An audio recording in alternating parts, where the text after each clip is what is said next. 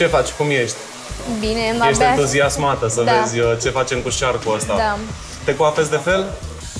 În general nu, pentru că mi este mult prea greu.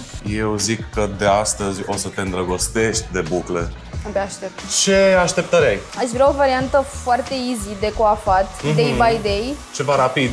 Ceva care să-mi țină pentru părul meu fin. Mie mi-a 200 de ani să-l îndrept la perie. Cât ești de excited pentru experimentul ăsta de pe o scară la 1 la 10? 10.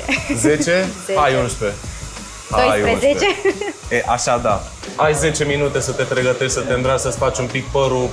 1-2 te-ai buclat, ai ieșit pe ușă afară. Let's go! Wow. Deci mi se pare foarte elegant. Și mișcare, și gloss, și exact, tot. foarte natural, foarte elegant. Asta e o altă personalitate a părului meu, nu mă așteptam.